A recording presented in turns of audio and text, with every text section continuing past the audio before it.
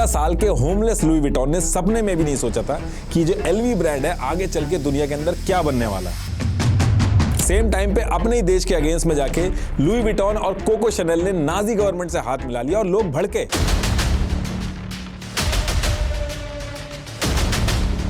India के अंदर तो लुई विटॉन ने मिनिस्टर कमलनाथ से जाके बार बार बात करी और ये जो फॉरेन ओनरशिप का जो इशू था इसको 2011 में जम्मू कश्मीर के महाराजा हरि सिंह ने 7 महीने के अंदर एलवी के 38 कस्टमाइज्ड ट्रंक मंगवाए। अगर एलवी पे डिस्काउंट दिखा तो मान लेना या तो वो नकली है या फिर वो second hand. Google, Britney Spears, Hangover part 2 पे एलवी के लॉयर की टीम ने back to back legal case करने चालू किए। अब इस टाइम पे गुची ने तो अपने शेयर्स बचा लिए थे, लेकिन हम इस वालों को अर्जेंट फैमिली मीटिंग बुलानी पड़ी। एलवी के बैग में ऐसा क्या है कि गोल्ड से ज्यादा रिटर्न देगा ये? देखिए, आगे बढ़ने से पहले मैं आपको ऐसे प्लेटफॉर्म के बारे में बताना चाहूंगा जो आपका टाइम और पैसा दोनों बचाएगा। आजकल सब पेपर वर्क साइन करने के लिए ई साइन यूज करते हैं, और करे भी क्यों ना। पहले डॉक्यूमेंट साइन करने के लिए कुरियर करके वेट करना पड़ता था, लेकिन अब यही काम मिनट्स में हो जाता है और इसको आसान बनाया है उडू की साइन ऐप ने। ई साइन करने के लिए आप बस साइन ऐप में अपना डॉक्यूमेंट अपलोड करिए और जहां जहां आपको साइन या डिटेल्स चाहिए वहां ड्रैग एंड ड्रॉप करिए, मैंडेटरी मार्क करिए। अगर डॉक्यूमेंट में एक से ज्यादा लोगों के साइन चाहिए, जैसे रिक्रूटमेंट करने में एचआर को कैंडिडेट और मैनेजर से साइन कराना हो, तो आप स्पेसिफाई कर सकते हैं कि डिटेल्स कौन कौन फिल करेगा और कौन कहां साइन करेगा, किसके साइन पहले होने हैं और किसके बाद में। और इसमें रिमाइंडर्स भी स्केड्यूल होते हैं, तो फॉलोअप की टेंशन नहीं है। सिग्नेचर करने के लिए डिजिटल साइन या ड्रॉ या फोटो अपलोड करिए। फुल्ली साइंड कॉन्ट्रैक्ट का डिजिटल सर्टिफिकेशन सारी पार्टीज को ऑटोमेटिकली मेल भी हो जाता है और ये इंडिया में लीगली एप्लीकेबल भी है। छोटे बड़े हर बिजनेस की सारी नीड्स पूरी करने के लिए उडू पे ऐसी कई एप्स हैं जहां आप एक ऐप हमेशा के लिए फ्री में यूज कर सकते हो और सिर्फ 580 रुपीज सब्सक्रिप्शन में आप सारी एप्स यूज कर सकते हो। चेक करिए उडू sign app, link is in the description. तो टॉपिक पे वापस आते हैं। देखिए, आज से करीब 200 साल पहले फ्रांस के अंदर एक विलेज है आसे नाम से। इस विलेज के अंदर जेवियर विटॉन नाम का एक आदमी रहता था और इनके घर में 4 अगस्त 1821 को जन्म होता है लुई विटॉन का। लुई विटॉन के जो फादर थे ये गरीब किसान थे और मदर क्रोनी जो थी वो हैट्स बना के बेचती थी और ऐसे करके इनका घर चलता था। अब क्योंकि फैमिली की जो फाइनेंशियल कंडीशन थी वो बहुत ज्यादा खराब थी, तो लुई विटॉन ने अपनी पढ़ाई वगैरह छोड़ के अपने फादर के साथ खेतों में ही टाइम बिताया। और जब लुई विटॉन करीब 10 साल के थे, यानी कि ईयर 1831 का टाइम था, तो लुई विटॉन की जो मदर थी उनकी डेथ हो जाती है। अब इसके बाद क्या होता है कि डेथ होने के कुछ ही टाइम बाद लुई के जो फादर थे वो दूसरी शादी कर लेते हैं और शादी होने के बाद लुई विटॉन की जो स्टेप मदर थी वो लुई को बहुत ज्यादा परेशान करने लगी और उनके फादर भी इसमें कुछ नहीं करते थे। अब ईयर 1831 में लुई विटॉन के जो फादर थे उन्होंने शादी की थी और आने वाले 3 साल तक लुई जो थे ये सारी चीजें झेलते हैं, लेकिन जब खाने वगैरह में दिक्कत होने लग जाती है और चीजें हद से बहुत ज्यादा बाहर हो जाती हैं, तो ईयर 1835 में जब लुई विटॉन 13 साल के थे, ये रात में अपने घर से बिना किसी को बताए भाग के पेरिस की तरफ जाने लगते हैं। और पेरिस की तरफ ही लुई इसलिए जाते हैं क्योंकि उस पर्टिकुलर टाइम पे लुई ने बहुत ज्यादा नाम सुना था पेरिस का कि यहाँ पे बहुत ज्यादा काम होता है। तो ये अपने हिसाब से बिना किसी से पूछे आसे से पेरिस की तरफ निकलने का प्लान स्टार्ट कर लेते हैं। अब लुई विटॉन ने ये प्लान तो बना लिया था, लेकिन इस पूरे प्लान में दिक्कत ये थी कि आसे से पेरिस जो था वो 292 माइल्स की दूरी पे था और लुई विटॉन जो थे उनके पास इतनी दूर जाने के लिए पैसे वगैरह कुछ भी नहीं थे। तो लुई को मजबूरन पेरिस की तरफ पैदल जाना पड़ता है। अब इस पूरे रास्ते में बीच बीच में जो विलेजेस वगैरह आए वहां पे लुई विटॉन रुके, वहां छोटे मोटे काम किए ताकि खाने का इंतजाम हो सके, रहने का इंतजाम हो सके। और कभी कभी जब रहने की जगह नहीं होती थी तो ये जंगल में ही सो जाते थे और कई बार तो ये भूखे भी सोते थे। और ये सारा सिलसिला 2 साल तक चलता है। लुई विटॉन जो थे वो बीच रास्ते में काम करते करते कॉन्टिन्यूअसली पेरिस की तरफ बढ़ते रहे और फाइनली ईयर 1837 में लुई विटॉन पेरिस पहुंच जाते हैं। अब पेरिस पहुंचने के बाद एलवी का सबसे मेन एम था कि कुछ भी काम पकड़ के अपने खाने वगैरह का इंतजाम करना। और अच्छी बात यह थी कि सेम टाइम पे पेरिस के अंदर जो रेलवे सर्विस थी वो भी बस ताजा ताजा शुरू हुई थी, जिसकी वजह से लोगों का जो ट्रैवल था उस पर्टिकुलर एरिया में बहुत ज्यादा बढ़ गया था। अब जब लोग ट्रैवल करते थे तो उनको अपने साथ सामान भी लेके जाना होता था, तो वो बॉक्स के अंदर सामान लेके जाते थे। तो उस एरिया में बॉक्स बनाने वालों का जो काम था वो बहुत ज्यादा बढ़ गया था पेरिस के अंदर। और सेम टाइम पे मॉन्सियर नाम का उसी एरिया में क्राफ्टमैन था जो ऐसे ही बॉक्स बनाने का काम करता था और वो अपने लिए एक सस्ता हेल्पर देख रहा था। और सेम टाइम पे लुई विटॉन मॉसियर के पास जाके काम मांगते हैं और क्योंकि मॉसियर को जरूरत थी तो मॉसियर जो है वो लुई विटॉन को अपने पास बड़े आराम से काम करने के लिए रख लेते हैं। अब इसके बाद लुई विटॉन ने मॉसियर के पास करीब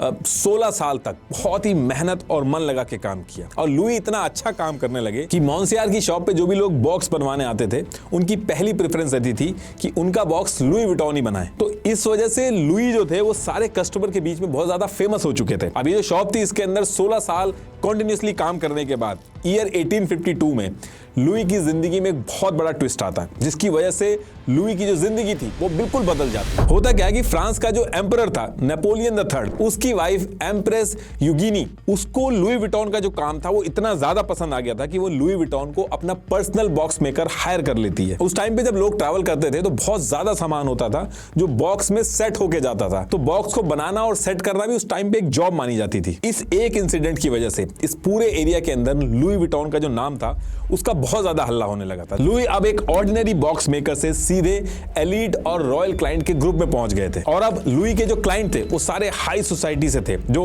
डायरेक्ट लुई के साथ कांटेक्ट में रहते थे। अब इसके बाद लुई ने क्या किया, 22 अप्रैल 1854 को शादी की और शादी के कुछ ही टाइम बाद रूनर्व द कैप्यूसीन में एक जगह ढूंढ के अपनी खुद की शॉप खोल ली और सेम बिल्डिंग के मेज़ानिन फ्लैट में अपना घर भी लिया। एक होमलेस लड़के के लिए बहुत बड़ा अचीवमेंट था, लेकिन आगे जो होने वाला था वो खुद लुई विटॉन ने भी नहीं सोचा था। अब लुई ने ये अपनी शॉप तो खोल ली थी, लेकिन पहले क्या होता था जब लुई ट्रंक वगैरह बनाते थे तो ये खुद बनाते थे, लेकिन जब लुई ने अपनी शॉप खोली तो वो सारे के सारे जो ट्रंक्स थे वो सप्लायर से बनवाने लगे और इससे उनकी ट्रंक की क्वालिटी एकदम डाउन हो गई, बहुत ज्यादा कंप्लेन आने लगी। तो लुई विटॉन ने ईयर 1858 में 76 रू ड्यू रोशे में एक और लोकेशन देख के ट्रंक्स के प्रोडक्शन का जो काम था वो भी खुद से ही शुरू कर दिया। अब लुई विटॉन ने जब ये अपना सारा काम स्टार्ट किया तो लुई विटॉन की आदत थी कि ये छोटी से छोटी चीज बहुत ही ध्यान से ऑब्जर्व करते थे। तो लुई विटॉन ने ये जो पेरिस के अंदर ट्रैवल के टाइम पे बॉक्स यूज हो रहा था इसमें एक लूप होल नोटिस किया, जिसकी वजह से लुई विटॉन पहले आदमी बने पेरिस के अंदर जिन्होंने ये जो ट्रैवल लगेज का जो बैग यूज होता था इसका पूरा गेम चेंज कर दिया।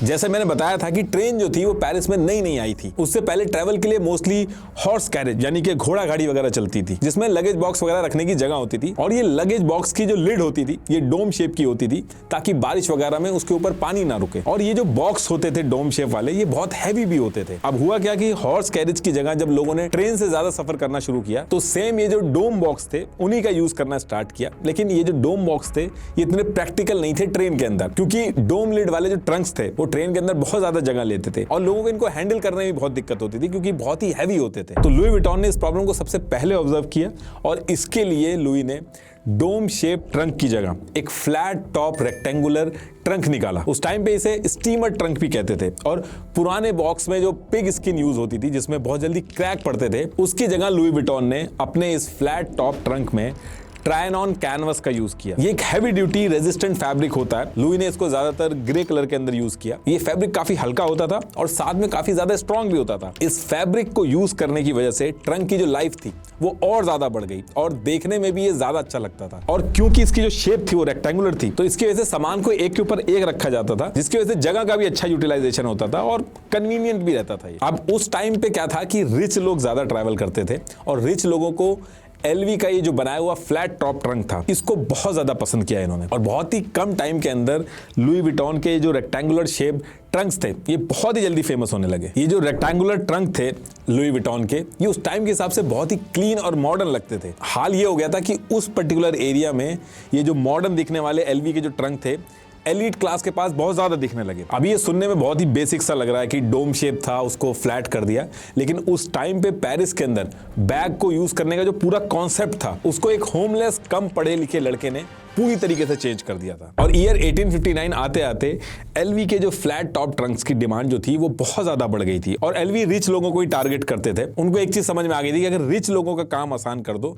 तो फिर जितना भी पैसा आप मांगो वो देने के लिए तैयार रहते हैं। और यही रीजन है कि एलवी ने उस टाइम के जो रिच लोग थे उनकी नीड पूरी करने के लिए कस्टमाइज ट्रंक भी बनाए, क्योंकि उस टाइम पे ये ट्रेंड था कि सारा सामान एक ही ट्रंक में भर के ले जाया जाता था, तो इससे दिक्कत होती थी। लेकिन लुई विटॉन ने क्या किया था, उन्होंने अपने ट्रंक्स में कस्टमाइज करके अलग अलग सेगमेंट में डिवाइड कर दिया था बॉक्स को। जो एक बेसिक बॉक्स चलता था उसको बहुत ही मॉडर्न कर दिया था। अब इसके बाद लुई विटॉन ने एक और चीज नोटिस की कि उस टाइम पे फीमेल जो थी वो बैग्स बहुत कम यूज करती थी, क्योंकि फीमेल्स हैंडबैग जो थे वो सोसाइटी में उतने एक्सेप्टेड नहीं थे। कहा जाता था कि ये भारी और इनएलिगेंट होते हैं, इससे फीमेल को इंजरी भी हो सकती है। तो लुई विटॉन ने इन भारी फीमेल जो बैग्स थे इनका भी सोल्यूशन निकाला और कैनवस का यूज करके लाइट वेट और स्टाइलिश हैंडबैग निकाल दिए। और लुई विटॉन के छोटे से स्टेप से फीमेल हैंडबैग जो थे उनकी भी डिमांड बहुत ज्यादा बढ़ गई थी। तो लुई विटॉन ने जो फीमेल हैंडबैग्स थे उनका ट्रेंड भी उस एरिया में बहुत ज्यादा फैलाया था। उस टाइम पे लुई विटॉन ये जो सारी चीजें कर रहे थे, रिच लोगों के लिए ये एक इन्वेंशन की तरह था और वो इसके लिए कितना भी पैसा खर्च करने के लिए तैयार थे। और ये सारी चीजें जो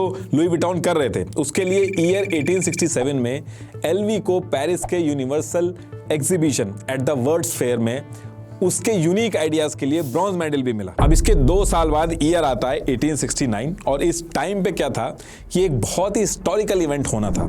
स्विस कैनाल की ओपनिंग होनी थी, जिससे ट्रेड और ट्रैवल के जो नए रास्ते थे वो दुनिया भर के लिए खुलने थे। जब इस स्विस कैनाल की ओपनिंग का इवेंट हुआ तो इस इवेंट में लुई विटॉन के ट्रैवल बैग्स और ट्रंक्स का एक अलग ही चार्म दिखा। फ्रांस के सारे एलीट क्लास एलवी के स्टाइलिश ट्रंक्स और बैग्स लेके पहुंचे वहां पे।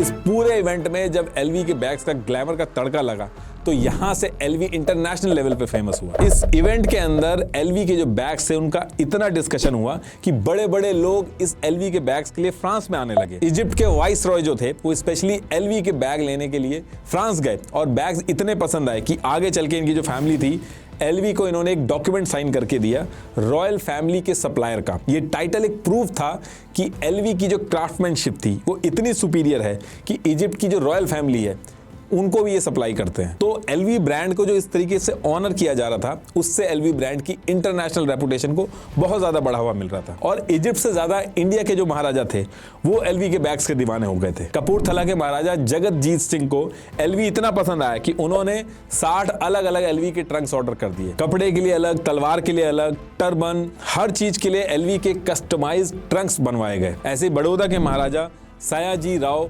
गायकवाड़ भी एलवी के रेगुलर कस्टमर बने। जम्मू कश्मीर के महाराजा हरि सिंह ने 7 महीने में एलवी से 38 कस्टमाइज्ड ट्रंक्स मंगवाए।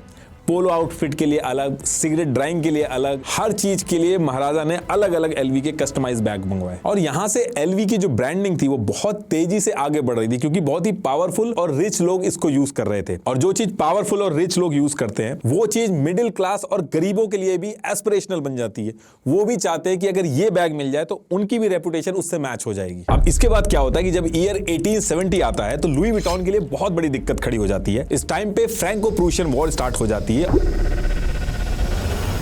और इस वॉर की वजह से लुई को मजबूरन पेरिस में अपनी शॉप और सामान को छोड़ के पेरिस से थोड़ी दूर पे एक जगह है एशनीड्स, यहाँ पे हजारों लोगों के साथ रिफ्यूजी कैंप में शिफ्ट होना पड़ता है। अब जैसे ही लुई विटॉन रिफ्यूजी कैंप में शिफ्ट होते हैं, वॉर के चलते लुई विटॉन की जो वर्कशॉप वगैरह थी सब तोड़ दी जाती हैं। टूल्स, कैनवस वगैरह जो सारा सामान था वो सब चोरी कर लिया जाता है और लुई विटॉन ने जो भी कुछ बनाया था इस वॉर के चलते सारा कुछ खत्म हो जाता है। और जब ईयर 1871 में वॉर खत्म होती है तो लुई विटॉन के पास कुछ भी नहीं बचता है, सब कुछ लूट गया होता है। लुई विटॉन दोबारा से वहां खड़े थे जहां से उन्होंने शुरू किया था। लेकिन इस वॉर की वजह से एक चीज ऐसी हुई थी जिससे लुई को बहुत फायदा हुआ। प्रॉपर्टी के जो रेट्स थे वो बहुत ज्यादा सस्ते हो गए थे और जो मेन और स्ट्रैटेजिक लोकेशन थी सब सस्ते में मिल रही थी, क्योंकि उस पर्टिकुलर टाइम पे किसी के पास पैसे ही नहीं थे कि वो दुकानों को खरीद सके या रेंट पे ले सके। बहुत ही कम लोग थे जिनके पास कुछ सेविंग्स बची थी। लुई उनमें से एक थे जिनके पास थोड़े बहुत पैसे बचे थे। जैसे ही लुई को शॉप्स के गिरते हुए रेट्स के बारे में पता चलता है, वो बिना किसी और चीज में पैसे लगाए सीधा क्या करते हैं, ओपरा डिस्ट्रिक्ट के नंबर 1 रूई स्क्राइब की शॉप ले लेते हैं। इस शॉप को लुई इसलिए लेते हैं क्योंकि इसकी स्ट्रैटेजिक लोकेशन जो थी वो बहुत ही अच्छी थी। ये जो शॉप थी ये रेलवे स्टेशन के पास थी। ग्रैंड होटल और होटल स्क्राइब जो था वो सामने ही था। स्ट्रैटेजिकली काफी अच्छी लोकेशन थी। पूरे एरिया के जो ट्रैवलर्स थे वो होटल या फिर ट्रेन या ट्रैवल के चक्कर में इस एरिया से जरूर होके गुजरते थे और फिर दोबारा से बहुत ही कम टाइम में लुई का जो बिजनेस था वो दोबारा से फ्लरिश करने लगता है। अब इसके बाद क्या होता है कि लुई विटॉन के बेटे जॉर्ज विटॉन जो इंग्लैंड में पढ़ाई करने गए थे और वहां से वापस आते हैं और आते ही उन्होंने अपने फादर लुई विटॉन को कन्विंस किया कि हमें फ्रांस के बाहर लंदन के अंदर भी ये जो हमारा एलवी का स्टोर है वो खोलना चाहिए, क्योंकि जॉर्ज को लगता था कि वहां पे ये जो ब्रांड है उनका वो और ज्यादा चलेगा। और कुछ टाइम सोचने के बाद उनके फादर लुई जो थे वो हाँ कर देते हैं और फिर जॉर्ज और लुई दोनों मिलके ईयर 1885 में लंदन के ऑक्सफोर्ड स्ट्रीट नंबर 289 पे एलवी की शॉप खोल देते हैं। ये उसकी ओरिजिनल पिक है। ये पहली एलवी की शॉप थी जो फ्रांस के बाहर लंदन में खुली थी। अब जब ये सारी चीजें हो गई थी तो एलवी को भी वही सेम दिक्कत आई जो बड़े ब्रांड्स को हमेशा आती है। एलवी के जो प्रोडक्ट्स थे वो कॉपी होने लगे और एलवी के फेक प्रोडक्ट्स मार्केट के अंदर बहुत ज्यादा आने लगे। इससे एलवी का जो बिजनेस था वो बहुत ज्यादा उसको नुकसान हो रहा था। अभी जो कॉपी वगैरह हो रही थी, इन सब चीजों से डील करने के लिए ये लोग छोटे छोटे स्टेप्स तो ले रहे थे, लेकिन उससे कुछ ज्यादा असर नहीं हो रहा था। तो इस चीज से डील करने के लिए लुई विटॉन के बेटे जॉर्ज विटॉन अपने फादर से डिस्कस करते हैं कि हम लोगों को अपने प्रोडक्ट में कुछ ऐसी चीज ऐड करनी होगी जो कोई कॉपी ही ना कर सके। अपने इस बैग के थ्रू कोई बड़ी प्रॉब्लम सॉल्व करनी होगी। लेकिन अब बात यह थी कि एक बैग है जो कि स्क्वायर शेप का है, उसके अंदर सिर्फ सामान रखने के लिए इधर से उधर ले जाना उसका काम है, उसमें कितना इनोवेशन हो। लेकिन एलवी के बैग्स जो थे उनके साथ ऐसा नहीं था। लोग जिसको सिर्फ एक सिंपल सामान ले जाने का बैग या बॉक्स समझते हैं, उसमें ये लोग हमेशा से कुछ ना कुछ अलग करके लेके आते थे। तो लुई विटॉन और उनके बेटे जॉर्ज जो थे एक बड़ी प्रॉब्लम को सॉल्व करने में लग गए। छोटी से छोटी चीज को उन्होंने नोटिस किया और जब ये सारी चीजें ये लोग कर रहे थे तो जॉर्ज विटॉन जो थे उनका ध्यान एक बहुत ही इंपॉर्टेंट फीचर पे गया और वो था बैग का लॉकिंग सिस्टम। उस टाइम पे क्या था कि जो रिच लोग थे वो ट्रैवल करते थे और ट्रैवल करते टाइम महंगी महंगी पेंटिंग्स, वैल्यूएबल्स ट्रंक और बैग्स में लेके चलते थे और उस टाइम पे चोरी की बहुत न्यूज आती थी। ट्रेन के अंदर ट्रैवल करते टाइम लोग इस पर्टिकुलर चीज से बहुत ज्यादा परेशान हो गए थे। लोग जो अपने ट्रंक्स यूज करते थे उसमें बड़े बड़े ताले लगाते थे, लेकिन चोर जो थे इसको इजीली तोड़ लेते थे। तो इससे निपटने के लिए एलवी ने टम्बलर लॉक का इन्वेंशन किया। इस लॉक की खास बात यह थी कि इसमें मल्टी पिन टम्बलर सिस्टम था जिसमें हर पिन को बिल्कुल सही जगह पर सेट करके ही खोला जा सकता था, जो चीज चोरों के लिए बहुत ज्यादा मुश्किल थी। तो इस लॉक को बहुत ही ज्यादा टाइम लेके जॉर्ज विटॉन ने अपने फादर के साथ मिलके बनाया। उनको ये चीज पता थी कि ये जो लॉक सिस्टम उस समय बना रहे हैं वो अभी तक कहीं यूज नहीं हुआ है, तो उन्होंने इसका पेटेंट भी करा लिया और फिर पूरे एरिया में मार्केट करने के लिए जॉर्ज ने एक सिंपल सी ट्रिक यूज करी।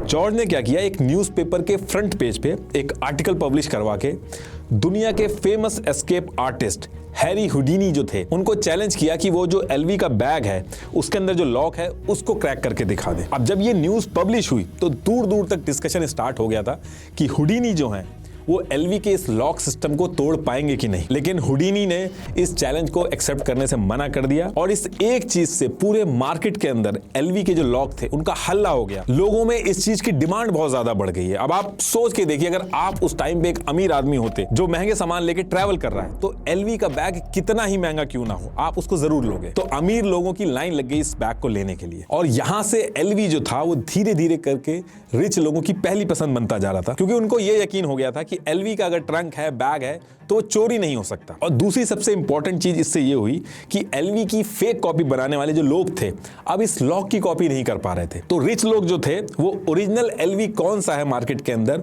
उसको आइडेंटिफाई करना उनके लिए बहुत आसान हो गया था और इस चीज से एलवी की डिमांड जो थी वो बहुत ज्यादा बढ़ गई थी। ईयर 1889 में लुई विटॉन ने पेरिस के वर्ल्ड्स फेयर में गोल्ड मेडल भी जीता इस चीज के लिए। अब यहां से एलवी अपने बैग में यूटिलाइजेशन पे तो ध्यान देता ही देता था कि वो अच्छे से यूज हो सके, उसके साथ साथ अपने बैग में एक एस्पिरेशनल वैल्यू भी ऐड करने लगे। ये रिच लोगों की ही प्रॉब्लम को सॉल्व करने पे फोकस करने लगे, क्योंकि उनको पता था इससे वो ज्यादा प्रॉफिट बना पाएंगे। इन्होंने बहुत सारे छोटे छोटे स्टेप्स लिए जो आज की डेट में बहुत ही नॉर्मल लगते हैं, लेकिन उस टाइम पे इनका बहुत ज्यादा डिस्कशन हुआ था। जैसे रिच लोगों को एलवी के बैग खरीदने में दिक्कत ना हो, इसके लिए पहली बार एलवी ने फ्रेंच और इंग्लिश में एलवी के सारे प्रोडक्ट्स जो थे उनका कैटलॉग बना के लॉन्च किया था। अब आपको अभी ये सुनने में बहुत ही नॉर्मल सी चीज लग रही होगी कि एक कैटलॉग ही तो है, वही लॉन्च किया है, लेकिन उस टाइम पे सारी चीजें जो थी वो पहली बार हो रही थी। एलवी रिच लोगों की वो प्रॉब्लम सॉल्व कर रहा था जो खुद रिच लोगों को भी नहीं पता थी। अब इसके बाद क्या होता है कि डेट आती है 27 फरवरी 1892, सेम ईयर जिस ईयर में कैटलॉग लॉन्च किया था इन्होंने।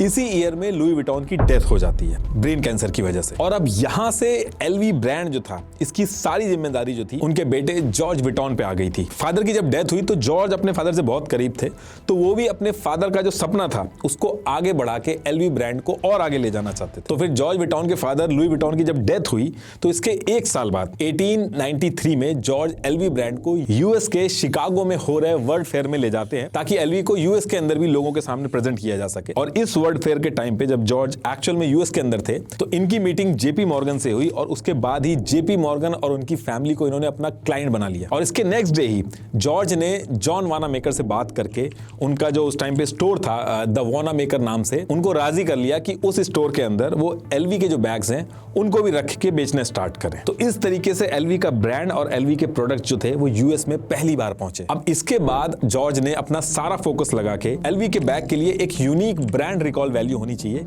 इस पे काम किया। इसके लिए जॉर्ज ने ईयर 1896 में मोनोग्राम्ड कैनवस डिजाइन लॉन्च कर दिया, जिसमें इन्होंने क्वार्टर फॉइल्स यानी कि 4 सिस्टमैटिक लीव्स, इसके साथ साथ फ्लावर्स और एलवी के इनिशियल्स का यूज करके एक यूनिक डिजाइन बनाया जो आज भी आप देखते होंगे। एलवी के इनिशियल्स इन्होंने इसलिए लिखवाए क्योंकि उस पर्टिकुलर टाइम पे क्या था कि जो पेंटर्स होते थे वो जहां भी अपना काम करते थे या पेंटिंग करते थे तो नीचे उसी पेंट से सिग्नेचर कर देते थे अपने नाम से। तो जॉर्ज ने भी इसी चीज से इंस्पिरेशन लेके अपने फादर की याद में हर एलवी के प्रोडक्ट पे लुई विटॉन के इनिशियल्स एल और वी हर प्रोडक्ट पे ऐड कराया, जैसा कि आप आज की डेट में भी देखते होंगे एल और वी जो है वो होते हैं इसमें। ये जो जॉर्ज ने डिजाइन बनाया था जो आज की डेट में भी हम देखते हैं, जॉर्ज ने इंस्पिरेशन ली थी जापानीज फ्लोरल मोटिव्स आर्ट से, जिसमें फूल के पैटर्न्स होते हैं वो यूज किए थे,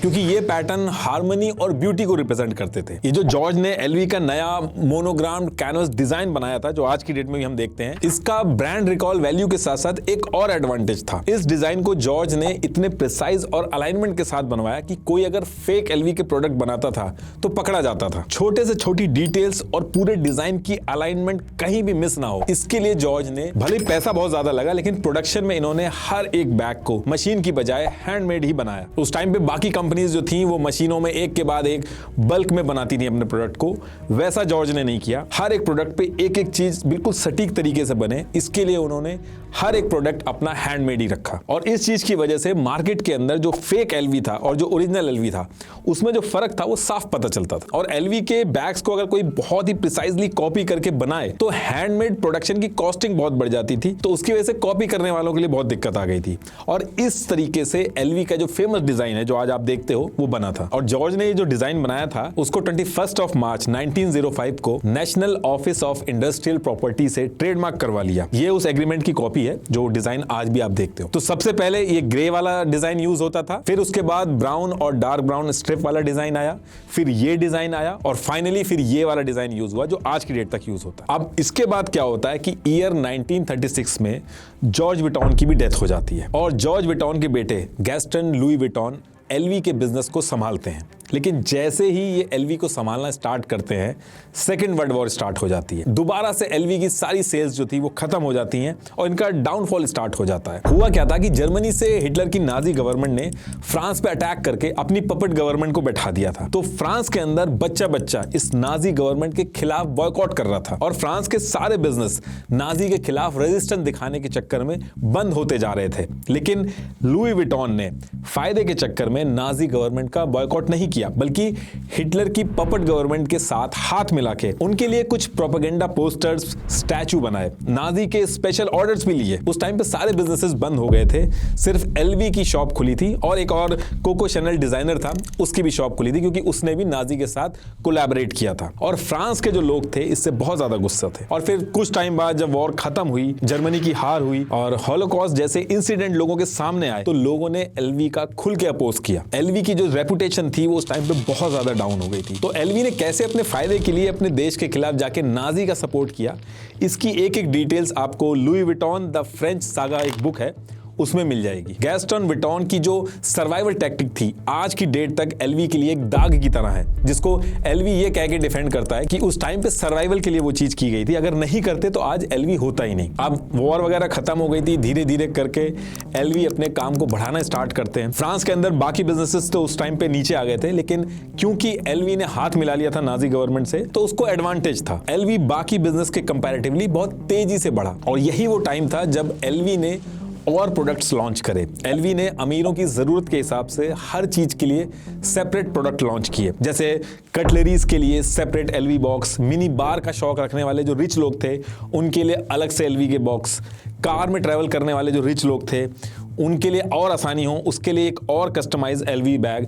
इस तरीके से हर स्पेसिफिक पर्पस के लिए एलवी ने अलग अलग कस्टमाइज जो बॉक्स थे वो लॉन्च किए। और फिर कुछ टाइम बाद ईयर 1970 आते आते गैस्टन लुई विटॉन जो थे उनकी भी डेथ हो जाती है। और ये जो गैस्टन की डेथ हुई थी ये एक बहुत बड़ा टर्निंग पॉइंट था एलवी की बिजनेस की हिस्ट्री में, क्योंकि गैस्टन की डेथ के बाद इनके जो बच्चे थे उनको उतना एक्सपोजर नहीं था एलवी के बिजनेस का, कि किस तरीके से एलवी का जो पूरा बिजनेस है उसको आगे बढ़ाना है, किसी को कुछ आइडिया नहीं था। और धीरे धीरे करके एलवी की जो सेल्स थी वो भी गिर रही थी। तो गैस्टन विटॉन के जो बच्चे थे उन्हीं में से एक थी ओडील विटॉन। इनकी शादी हुई थी हेनरी रकमेर से। अब हेनरी जो थे ये एक सक्सेसफुल बिजनेसमैन थे। इन्होंने अपनी कंपनी स्टाइनॉक्स को ग्लोबली सक्सेसफुल बना दिया था, बहुत ही कम टाइम में किया था इन्होंने।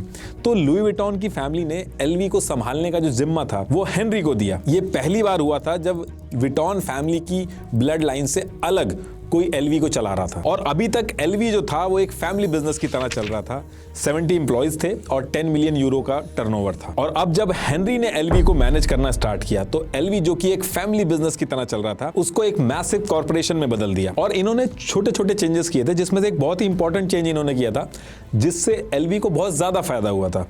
हेनरी ने नोटिस किया था कि एलवी अपना काम अब धीरे धीरे करके होलसेलर के हाथ में ज्यादा देने लगा था और ये जो बीच में होलसेलर थे ये 100% से ज्यादा कट अपने पास रख रहे थे। तो हेनरी ने क्या किया, एलवी जो ब्रांड था उसके अंदर ये जो पूरा होलसेल का कॉन्सेप्ट था इसको चेंज करके सारे प्रोडक्ट डायरेक्ट खुद ही एलवी की रिटेल शॉप से बेचना स्टार्ट कर दिए और जहां कहीं भी होलसेलर वगैरह थे उनको सबको हटा दिया और इससे बहुत ज्यादा प्रॉफिट हुआ। सिर्फ 6 साल के अंदर एलवी को 250 मिलियन यूरो से भी ज्यादा का प्रॉफिट हुआ। इसीलिए आप देखते हो कि आज की डेट में भी यही कॉन्सेप्ट फॉलो होता है। और फिर इसके बाद एलवी को और आगे बढ़ाने के लिए हेनरी ने क्या किया, ईयर 1984 में एलवी को पेरिस स्टॉक एक्सचेंज और न्यूयॉर्क स्टॉक एक्सचेंज में लिस्ट कर दिया और जो फंड रेज हुआ उससे इन्होंने पूरे वर्ल्ड में खुद के 130 से ज्यादा एलवी के रिटेल शॉप्स खोले, वो भी बिना किसी मिडिल मैन के। और ये चीज इनके लिए बहुत बड़ा गेम चेंजर बना।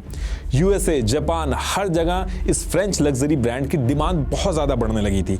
एलवी ने ईयर 1987 में $1 बिलियन की सेल्स की। आप सोच के देखिए 13 साल के होमलेस लुई विटॉन ने कभी सपने में भी नहीं सोचा होगा कि एलवी इतना बड़ा बन जाएगा। Louis Vuitton is the #1 luxury brand in the world, valued at over $30 billion. Its history dates back to the 19th century and begins with a homeless teenager who could only dream of success. अब देखिए Henry ने LV को share market में list करके LV को profitable तो बना दिया था, लेकिन इससे एलवी के शेयर्स जो थे वो ओपन मार्केट में आ गए थे और आगे चल के यही चीज विटॉन फैमिली के लिए दिक्कत लाके खड़ी कर देती है। और इसी की वजह से एलवी ब्रांड जो है उसकी ओनरशिप विटॉन फैमिली के हाथ से निकलकर किसी और के हाथ में चली गई। एक्चुअली हुआ क्या था कि जब एलवी के शेयर्स ओपन मार्केट में अवेलेबल हो गए थे तो उस टाइम पे क्या था कि एक ट्रेंड सा चल रहा था जहां पे अमेरिका के जो बड़े बड़े बिजनेसमैन थे वो हॉस्टाइल टेक ओवर कर रहे थे। मतलब कि जो अंडर वैल्यूड कंपनी थी उनके शेयर्स खरीद के उनको अपने कंट्रोल में ले रहे थे और फिर अपनी मनमानी कर रहे थे। तो हेनरी को भी डर था कि उनकी जो कंपनी है एलवी, जिसके शेयर्स ओपन मार्केट में अवेलेबल हैं, उसको भी कहीं कोई हॉस्टाइल टेक ओवर ना कर ले। और सेम इसी तरीके का डर एक और कंपनी थी मोइट हेनेसी, इसको भी था। तो एलवी और मोइट हेनेसी जो थी इस डर की वजह से आपस में मीटिंग करी और इन्होंने डिसाइड किया कि अब ये मर्जर कर लेंगे। इनका प्लान सिंपल था कि दोनों कंपनियां मर्जर करके अपने आप को इतना बड़ा बना लेंगी कि किसी आउटसाइडर के पास इतने पैसे ही नहीं होंगे कि वो इनको टेक ओवर कर सके। अब टेक ओवर के डर से मर्जर तो इन्होंने कर लिया था, लेकिन मर्जर के कुछ ही दिन बाद ये दोनों आपस में ही लड़ने लगे। जैसे एलवी का कहना था कि कंपनी का जो नाम है मर्जर के बाद वो LVMH होना चाहिए, एलवी पहले आना चाहिए। और मोइट हेनेसी जो थी उसका कहना था कि कंपनी का नाम MHLV होना चाहिए, MH पहले आना चाहिए। फिर बहुत दिनों तक डिस्कशन होने के बाद ये डिसाइड हुआ कि नाम LVMH रहेगा, लेकिन जब बोला जाएगा तो मोहित हेनेसी लुई विटॉन बोला जाएगा। इस मर्जर के बाद कंपनी के अंदर पावर किसके पास ज्यादा रहेगी, वो LV के पास रहेगी कि मोहित के पास रहेगी, इसको लेके डेली बेसिस पे कन्फ्लिक्ट स्टार्ट हो गए और दोनों कोशिश करने लगे कि किसी और को भी अपने साथ सीक्रेटली इन्वॉल्व करके ये जो LVMH ब्रांड है इसको अपने पावर में ज्यादा रखें। मर्जर के बाद मोहित हेनेसी के जो लोग थे वो चाहते थे कि LVMH जो ब्रांड है इसमें LV के लोग कम इंटरफेयर करें, कम पावरफुल रहे, और ऐसा तभी पॉसिबल था जब मोहित हेनेसी के पास ज्यादा परसेंटेज ऑफ शेयर्स हों। और उसके लिए मोहित हेनेसी जो कंपनी थी उसने एक प्लान बनाया। उसने चुपके से अपने साथ एक और पार्टनर जोड़ के सीक्रेटली LVMH के शेयर्स खरीदने स्टार्ट कर दिए। और सेम चीज LV के जो हेनरी थे ये भी करने लगे। हेनरी ने क्या किया, उन्होंने बर्नार्ड आर्नोल्ड को लेके आए, और ये जो बर्नार्ड आर्नोल्ड को लेके आए हेनरी, ये इनको लाना बहुत ज्यादा भारी पड़ गया, क्योंकि ये जो बर्नार्ड थे ये पहले से ही टेक ओवर करने में माहिर थे। तो जब ये सारी चीजें हुई तो इसमें बर्नार्ड ने क्या किया, इन्होंने सीक्रेटली कुछ कॉर्पोरेट के साथ मिलके LVMH के शेयर्स खरीदने स्टार्ट कर दिए। एक बार इन्होंने $1.6 बिलियन डाले LVMH के अंदर, और ऐसे ही दूसरी बार में इन्होंने $600 मिलियन डाले LVMH के अंदर। और ऐसा करने के बाद बर्नार्ड जो थे वो सबसे बड़े शेयर होल्डर बन गए LVMH में, और 13 जनवरी 1989 को बर्नार्ड जो है वो LVMH के चेयरमैन बन जाते। अब यहां से हेनरी की LV और मोहित हेनेसी को समझ में आ गया कि आपस में लड़ने के चक्कर में ये बहुत बड़ी गलती हो गई है इनसे।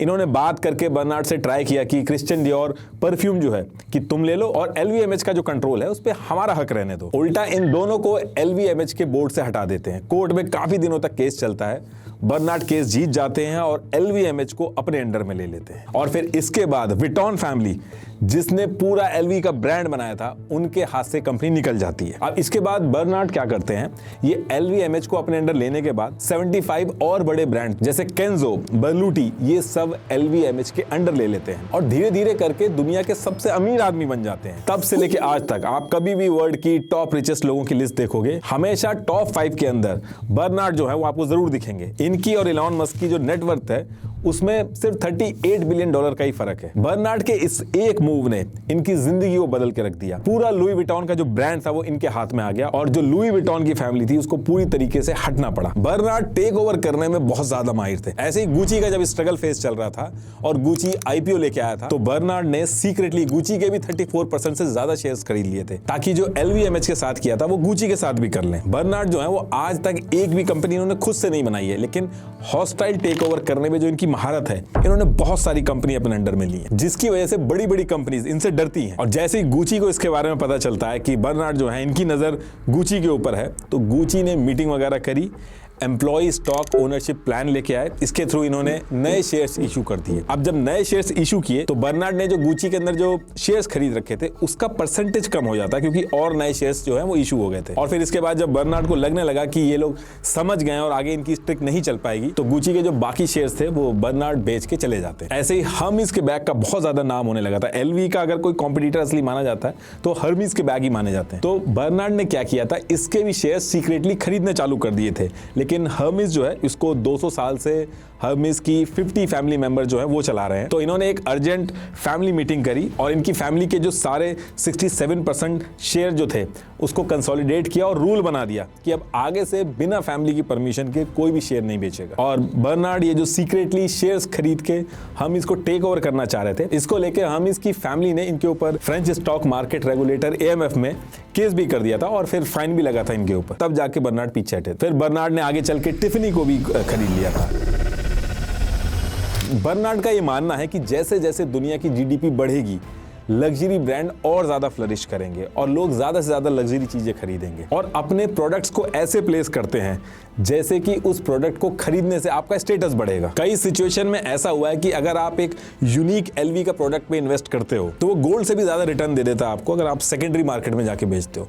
LV के हैंडबैग्स 15 लाख तक के आने लगे हैं और लिमिटेड एडिशन तो और भी ज्यादा महंगे हैं। LV जो है वो बाकी कंपनीज के कंपैरेटिवली बहुत ज्यादा इन्वेस्टमेंट करते हैं अपने प्रोडक्ट्स को अलग तरीके से प्लेस करने के लिए। इनका हर बैग ऐसा नहीं है कि एक मशीन चल रही है और बैग बनते चले जा रहे हैं। जैसा कि मैंने बताया था कि एलवी के बैग्स हैंडमेड होते हैं, जो कि फ्रांस और इटली जैसे कंट्रीज में बनते हैं। इसमें एक कैच भी है, भी आगे बताऊंगा कि ये बनने का जो प्रोसेस है इसमें क्या दिक्कत है। एक बैग को बनाने में 100 से 300 स्टेप्स इन्वॉल्व करते हैं ये, और जो लोग ये बैग्स बनाते हैं उनको 2 साल पहले ट्रेनिंग दी जाती है, और ट्रेनिंग के बाद एक बैग को बनाने में 30 से ज्यादा लोग लगते हैं। क्वालिटी चेक एकदम परफेक्ट रखने के लिए ये एक बैग को मिनिमम 500 बार जिप और अनजिप करके 7 पाउंड के वेट के साथ इसकी स्ट्रेंथ टेस्ट करवाते हैं। इनफैक्ट एलवी के कई बैग्स में क्रोकोडाइल, पाइथन और ऑस्ट्रिच की स्किन यूज होती है। मार्केटिंग में भी इन्होंने बिलियंस ऑफ डॉलर लगाए हैं ताकि दुनिया भर के अमीर लोगों तक एलवी की जो एक यूनिक स्टोरी है वो पहुंचे। एलवी कभी भी डिस्काउंट नहीं देता। अगर आपको एलवी के प्रोडक्ट पे डिस्काउंट मिल रहा है तो इसका सिर्फ एक ही मतलब है कि या तो वो प्रोडक्ट फेक है या फिर वो सेकंड हैंड है। ये कोई भी प्रोडक्ट बनाते हैं तो उसका एक टारगेट रखते हैं कि उतने ही पीस बनाएंगे, और अगर इनके प्रोडक्ट्स नहीं बिकते हैं तो उसको ये जला देते हैं, लेकिन डिस्काउंट नहीं देते। एक्चुअली इसमें इनको एक बेनिफिट भी होता है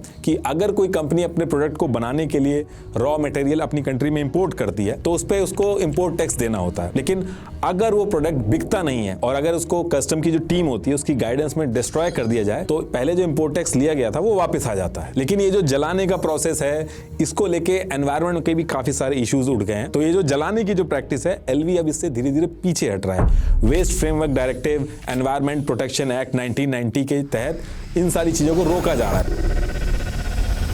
इसके साथ साथ क्योंकि एलवी को एलीट क्लास से ही डील करना है, इसलिए एलवी अपने स्टोर्स को दुनिया की सबसे प्राइम लोकेशन पे खोलता है। फिर उसके लिए चाहे एलवी को कितना ही रेंट क्यों ना देना पड़े। जैसे एलवी के रोम वाले स्टोर का रेंट जो है वो $14.6 मिलियन पर ईयर का होता है। पेरिस वाले स्टोर का जो रेंट है वो $26 मिलियन पर ईयर का बनता है। ऐसे ही हांगकांग का $51 मिलियन पर ईयर है। दिल्ली का जब एम्पोरियो मॉल जब बना भी नहीं था उससे पहले ही कंफर्म कर दिया गया था कि एलवी इस मॉल की सबसे बेस्ट लोकेशन पे रहेगा। अलग अलग ट्रिक्स, अलग अलग टेक्निक यूज करते हैं। लॉकडाउन में जब स्टोर्स बंद हो गए थे तो इन्होंने चलते फिरते स्टोर्स का कॉन्सेप्ट लेके आए थे। ये मूवेबल स्टोर्स अपने कस्टमर्स के घर पे भिजवाते थे। कस्टमर उसके अंदर जाता था और जो प्रोडक्ट चाहिए होता था वो सेलेक्ट कर लेता था। और कोविड के अंदर भी इस पर्टिकुलर कॉन्सेप्ट को बहुत सक्सेस मिली थी। एलवी दुनिया के अंदर जो भी स्ट्रेटेजी लेके आता है, बाकी जितने भी बिजनेसेस होते हैं, लग्जरी ब्रांड होते हैं, उनके लिए एक ट्रेडमार्क की तरह हो जाता है और फिर बाकी ब्रांड भी उसको फॉलो करने लगते हैं। बर्नार्ड ने एलवी को टॉप बनाने के लिए वर्टिकल और हॉरिजॉन्टल एक्सपेंशन स्ट्रेटेजी के तहत हर लग्जरी ब्रांड को खरीद के या फिर टेक ओवर करके वर्टिकली और हॉरिजॉन्टली एलवी ब्रांड के अंडर ले आए। वर्टिकल एक्सपेंशन का मतलब हुआ कि लुई विटॉन के अम्ब्रेला के नीचे नए नए प्रोडक्ट्स और कैटेगरी को ऐड करना, जैसे फैशन के साथ परफ्यूम, वॉचेस एंड ज्वेलरी जैसे नए सेगमेंट में घुसना। तो इससे होता क्या है कि एक ब्रांड के अंदर ही कस्टमर्स को ज्यादा ऑप्शंस मिल जाते हैं, वो किसी और ब्रांड में नहीं जाते। जैसे लुई विटॉन पहले सिर्फ फैशन के लिए फेमस था, लेकिन उसने अपने ब्रांड में डियोर परफ्यूम और टैग हeuer वॉचेस को ऐड करके अपनी प्रोडक्ट लाइन को और बढ़ा दिया। इससे एक ही ब्रांड के अंदर लग्जरी का फुल पैकेज मिल जाता है। हॉरिजॉन्टल एक्सपेंशन का मतलब है कि अपने कॉम्पिटिटर को खरीदना, मतलब कि कॉम्पिटिटर को एक्वायर कर लो ताकि मार्केट में कोई बचे ही ना और पोजीशन और स्ट्रांग हो जाए एलवी की, और एलवी एक लौता ऑप्शन बचे लोगों के सामने। जैसे बर्नार्ड ने लुई विटॉन के कॉम्पिटिटर ब्रांड जैसे टिफनी हो गया, बुल्गारिया हो गया, इनको खरीदा। इससे ना सिर्फ उनकी मोनोपोली बनी बल्कि लग्जरी इंडस्ट्री में उनका कंट्रोल और ज्यादा स्ट्रांग हो गया। इन सारी हरकतों की वजह से एलवी के जो कॉम्पिटिटर हैं इनसे परेशान रहते हैं। एक अमेरिकन ब्रांड है कोच, इसने तो जापान के फेयर ट्रेड कमीशन में कंप्लेन कर दी थी कि एलवी जापान के डिपार्टमेंटल स्टोर को धमकी दे के आया है कि अगर कोच के प्रोडक्ट प्रमोट करोगे तो हम अपना स्टोर यहां से बंद करके चले जाएंगे। एलवी जो है वो अपने ब्रांड को लेके बहुत ज्यादा सेंसिटिव है और मनमानी भी करता है। इन्होंने हर रीजन में 50 से 100 लीगल प्रोफेशनल रखे हैं, जिसमें लॉयर्स, पैरालीगल्स और सपोर्ट स्टाफ की टीम है जिनकी फुल टाइम जॉब होती है कि कोई एलवी के ब्रांड को गलत तरीके से ना यूज कर ले। एक बार तो एलवी ने गूगल के ऊपर ही केस कर दिया था क्योंकि कुछ वेबसाइट जो फेक एलवी के बैग्स बेचती थी वो गूगल पे सर्च करने पे स्पॉन्सर वाले सेक्शन में बहुत ऊपर सर्च पे आ जा रही थी। तो शुरू में तो पेरिस रीजनल कोर्ट ने गूगल को गिल्टी बता दिया था, लेकिन फिर गूगल ने यूरोपियन कोर्ट ऑफ जस्टिस में अपील किया, तब जाके गूगल बचा। ऐसे ही ब्रिटनी स्पीयर का एक म्यूजिक वीडियो था डू समथिंग, उसमें वो जो कार चला रही थी उस कार का जो डैशबोर्ड था उसके ऊपर जो डिजाइन बना हुआ था वो एलवी के चेरी ब्लॉसम डिजाइन से मिलता जुलता था। एलवी ने इसको लेके केस कर दिया जिसकी वजह से सोनी बीजीएम, MTV से इस गाने की ब्रॉडकास्टिंग तक रोक दी गई थी और 80,000 यूरो तक का फाइन लगा था। हैंगओवर मूवी सीरीज के जो सेकंड पार्ट था उसमें कैरेक्टर कहता है be careful, that is Louis Vuitton. Louis Vuitton नहीं बल्कि लुइस विटॉन कहता है इस चीज के लिए भी इनके ऊपर केस ठोक दिया था इन्होंने। इन सारी चीजों से लेके चाइना की जो गवर्नमेंट है वो सबसे ज्यादा एलवी से परेशान रहती है। चाइना के अंदर एलवी का काफी बड़ा मार्केट है, ऑलमोस्ट 40% मार्केट है। एलवी जो सारी चीजें करता है, चाइना इसको एक थ्रेट की तरह देखता है और इसके लिए चाइना ने कई सारी चीजें भी की हैं। जैसे चाइना के अंदर इन्होंने एक लग्जरी शेमिंग मेथड यूज किया है। इसमें जो लग्जरी ब्रांड जो यूज करते हैं उनको पब्लिकली शेम किया जाता है। सुनने में बहुत ही हल्की चीज लग रही है, लेकिन इसका एक्चुअल में इंपैक्ट पड़ा। एलवी की जो सेल्स थी वो कम हो गई थी इसके बाद। एलवी जिस भी कंट्री में बिजनेस करने जाता है वहां पे अपने इन्फ्लुएंस का यूज करके पॉलिटिशियंस से अपने कम्युनिकेशन स्टार्ट कर देता है। जैसे जब एलवी इंडिया के अंदर आया तो पहले इंडिया के अंदर ये था कि जो भी फॉरेन ब्रांड इंडिया में आएंगे तो उनको अपने रिटेल बिजनेस की सिर्फ 51% ओनरशिप ही मिलेगी, 49% इंडियन पार्टनर्स का होना जरूरी है। तो इसको लेके एलवी के सीईओ ने 2002 से 2007 तक इंडिया के कॉमर्स और इंडस्ट्री मिनिस्टर कमलनाथ से बैक टू बैक मीटिंग की कि इसको 51% से हटा के कैसे भी 100% कर दो। और फिर 2011 में जाके ये रूल आया कि सिंगल ब्रांड रिटेल जैसे एलवी है इसमें फॉरेन कंपनी चाहे तो 100% ओनरशिप रख सकती है। और एलवी ये जो अपनी यूनिक रॉयल्टी की स्टोरी जो अपनी एलीट कस्टमर को सेल करता है, इसको भी बीच बीच में झटका लगता रहता है। और सबसे बड़ा झटका इसको लगा था जब गार्जियन ने एक रिपोर्ट पब्लिश कर दी थी। गार्जियन ने कहा कि बर्नार्ड जो है ये लुई विटॉन को एक हेरिटेज लग्जरी ब्रांड बोल के मार्केट में लोगों को बेवकूफ बना रहे हैं, क्योंकि रियलिटी ये है कि इनका ज्यादातर काम जो है वो आउटसोर्सिंग और मास प्रोडक्शन का है, जो कि अपने एडवर्टीजमेंट में नहीं दिखाते हैं। एक्चुअली होता क्या है कि अगर किसी कंपनी को अपने प्रोडक्ट पे लिखना है कि मेड इन फ्रांस, तो जो लास्ट स्टेप है उस प्रोडक्ट को बनाने का वो फ्रांस में होना चाहिए, तभी वो लिख सकता है। तो गार्जियन का कहना है कि ये वैसे तो अपना सारा का सारा काम जो है वो पैसा देके चीप लेबर से रोमानिया वगैरह से करा लेते हैं, और जो लास्ट टच होता है जो बहुत ही बेसिक होता है उसको फ्रांस और इटली में दिखा के उस पर made in Italy, made in France दिखा देते हैं और झूठ बोलते हैं कि ये सब इन हाउस है इनका। यहां तक कि ऐसे भी एलिगेशन एलवी के ऊपर लगे हैं कि ये जो बोलते हैं कि हम 2-2 साल की ट्रेनिंग करवाते हैं, ये सब नहीं कराते हैं। ये सिंपली रोमानिया से सारा काम करवाते हैं, जहां लेबर को ये 133 यूरो पर मंथ देते हैं इतने महंगे बैग के लिए जो इतने महंगे में बेचते हैं। और सिर्फ इतनी दिक्कतें नहीं है, एलवी के पीछे पीटा भी पड़ा हुआ है। एलवी की एक लेदर प्रोसेसिंग फैसिलिटी है हैंगलॉन्ग टेनरी।